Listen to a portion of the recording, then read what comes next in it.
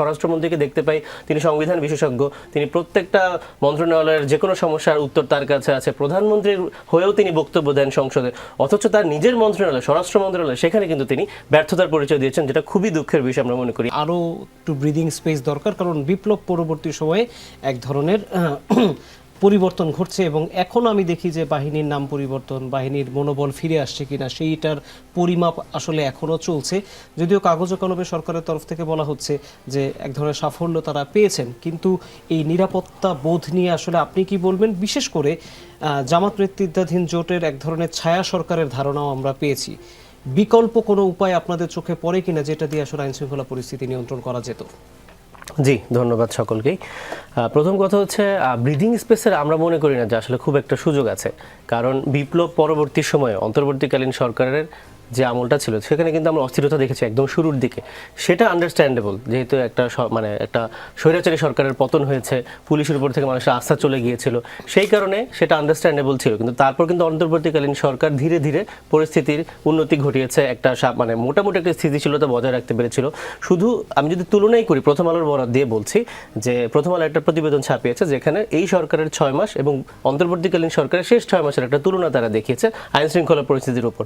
সেখানেও কিন্তু দেখানো হয়েছে এই সরকারের 6 মাসে খুনের সংখ্যা বেড়েছে, নারী ও শিশু নির্যাতনের সংখ্যা বেড়েছে, পুলিশের ওপর হামলাও বেড়েছে।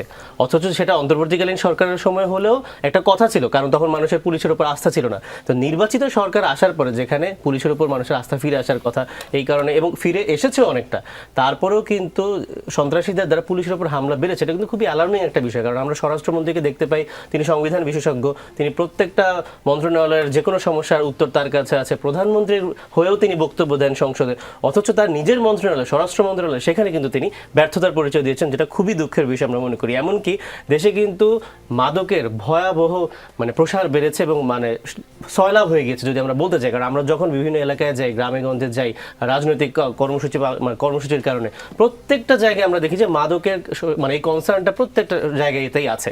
এবং শুধু তাই নয়, আপনি দেখবেন যে এর আগের অধিবেশনে বিএনপির সিনিয়র এমপি গয়েশ্বর চন্দ্র রায় তিনি কিন্তু বলেছেন, স্বরাষ্ট্রমন্ত্রীকে উদ্ধৃত করে বলেছেন যে দেশে এখনো সবচেয়ে বেশি মাদক ঢুকে কক্সবাজার দিয়ে, স্বরাষ্ট্রমন্ত্রীর বাসার সামনে দিয়ে। সেটাও যদি আমরা বন্ধ করতে না পারি, তাহলে স্বরাষ্ট্রমন্ত্রীর সফলতাটা আসলে কোথায় বা এই সরকারের সফলতাটা আসলে কোথায়? তো এই দিক নিয়ে আমরা খুবই উদ্বিগ্ন, কারণ আসলে আমরা তো বারবার ওই বিপ্লব পরবর্তী কথা বলে লাভ নেই, কারণ অন্তর্বর্তীকালীন সরকারের সেই সময়টা চলে গেছে। এই সরকারও 6 মাস অতিবাহিত হয়ে গেছে, গত 3 মাসে কি উন্নতি আছে? সেটাও কিন্তু উন্নতি নেই। তাহলে আমরা আসলে উন্নতিটা কোথায় দেখতে পাচ্ছি? তারপর যখন সংসদে এই কথা ওঠার পরে আজকে স্বরাষ্ট্রমন্ত্রী যে আচরণ করলেন বা যেই অধ্যত্ততার কথার মধ্যে প্রকাশ পেয়েছে, এটা খুবই দুঃখজনক।